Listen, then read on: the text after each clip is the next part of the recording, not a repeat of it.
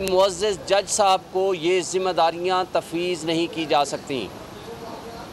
दूसरा, किसी भी जज के कंडक्ट के मुतालिक अगर कोई मवाद या कोई इशू या कोई मैटर ऐसा हो जो ज़ेर बहस लाना हो, तो वो सिवाय सुप्रीम जुडिशल काउंसिल के किसी और फोरम पे ना तो बहस हो सकती है, ना उसको डिस्कशन में लाया जा सकता है, ना उसके मुताल्लिक कोई कमीशन बनाया जा सकता है। ये आर्टिकल 209 की खिलाफ वर्जी है, आइन के मुख्तलिफ प्रोविजंस की खिलाफ वर्जी है। आर्टिकल 14 और उसके साथ हमारा एक मुतालबा और था कि आर्टिकल 14 के तहत जो राइट है इंसान का बुनियादी हक है, right to dignity, right to private life, privacy, वो मुतासर नहीं की जा सकती। और उसको मुतासर करना हो तो उसके लिए एक कानून मौजूद है 2013 का।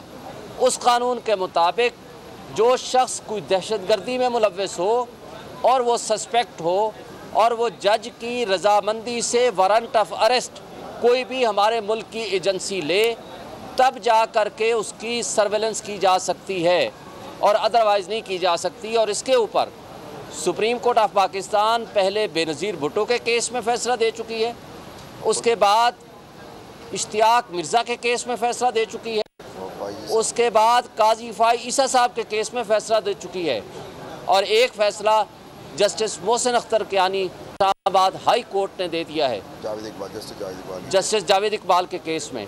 तो इस तरह का जो illegality on the face of it जो नज़र आ रही थी वो हमने हाईलाइट की है, और ये आज़ाद अदलिया के तसव्वुर के मनाफी है।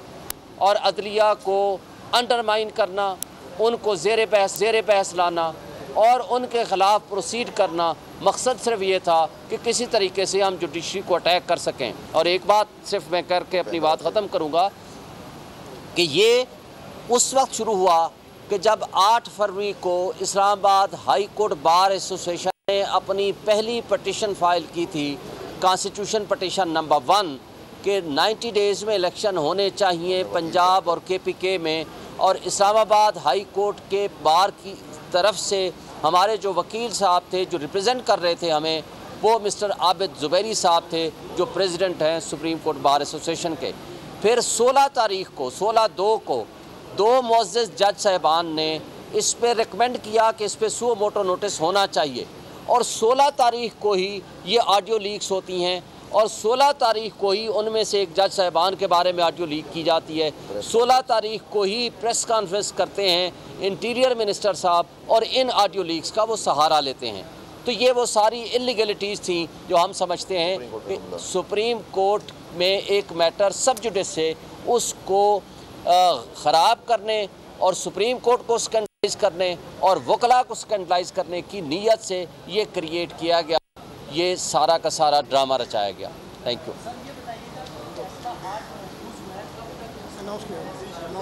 शॉर्ट ऑर्डर आज करेंगे, अभी जुमा के बाद किसी भी वक्त शॉर्ट ऑर्डर आ जाएगा, बाकी फाइनल बहस उसके बाद होगी। जो आप कह रहे हैं कि अगर ये गलत करार दे दिया जाता है, इसको स्टे दे दिया जाता है, तो आप क्या समझते हैं कि जो कमीशन बना है उसकी क्या हैसियत होगी?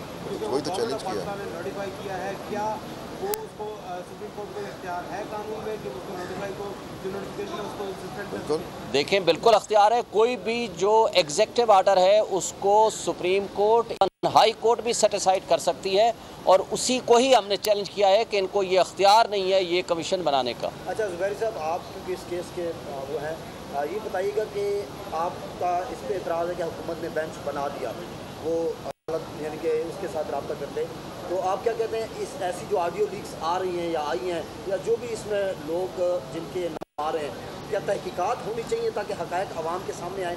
देखिए, ये मैं आप देंगे जवाब, मैं दूँ दे दें इसका। देखिए, मेरा ये नहीं है मुद्दा। मेरे जो बात मेन जो बात है कि ये ऑडियो लीक्स बना कौन रहा है, ऑडियो लीक्स कर कौन रहा है। देखिए, ये तो बात की बात है, इन्वेस्टिगेशन वगैरह ये बात की बात है। मेन मुद्दा जो है हमारा जो है कि जी पहले कौन, एक ट्विटर अकाउंट होता है, एक पता नहीं आदमी मास्क पहना हुआ है, वो देता है, उसके पीछे कौन है। यही जजमेंट्स हैं जो अभी शोएब शाहीन साहब ने हवाला दिया इन जजमेंट्स का, कि उसमें ये लिखा है कि आप पहले बताएं सोर्स क्या है।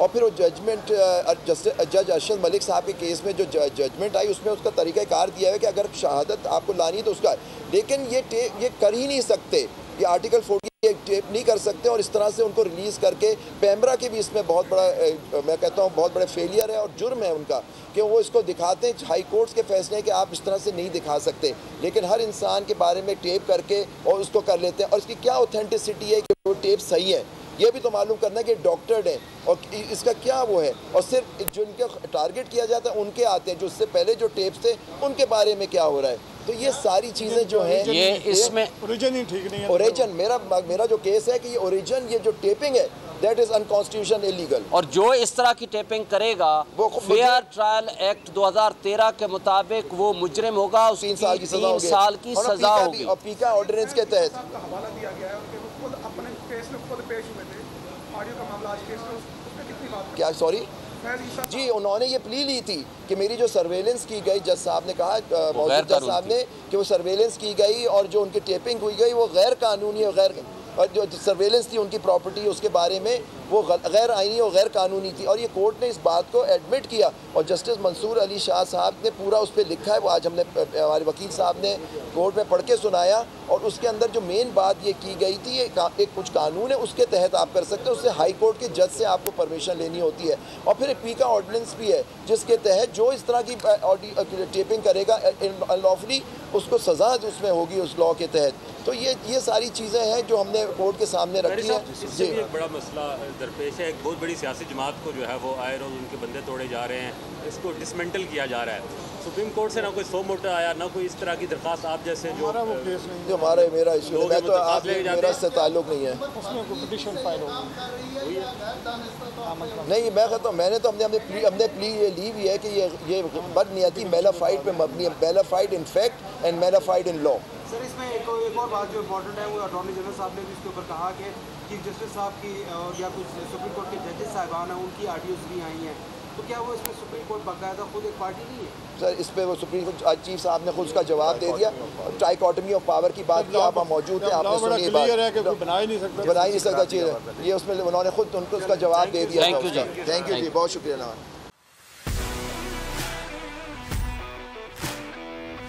कहा तो था नहीं आऊंगा पर आना पड़ा, सबको बताना ही पड़ेगा कि शोज में जुनून से जीतोगे तब कंटेस्टेंट्स हों कलाकार, एक तरफ सोशल मीडिया स्टार, एक तरफ पाकिस्तान स्टार। शुरू करें? एक्सक्यूज मी, आप भी खुश रहो पाकिस्तान। खुश रहो पाकिस्तान, बुध और जुमेरात शाम 7 बजे सिर्फ बोल एंटरटेनमेंट पर। सब्सक्राइब करें और बेल दबाएं ताकि कोई खबर रह न जाए।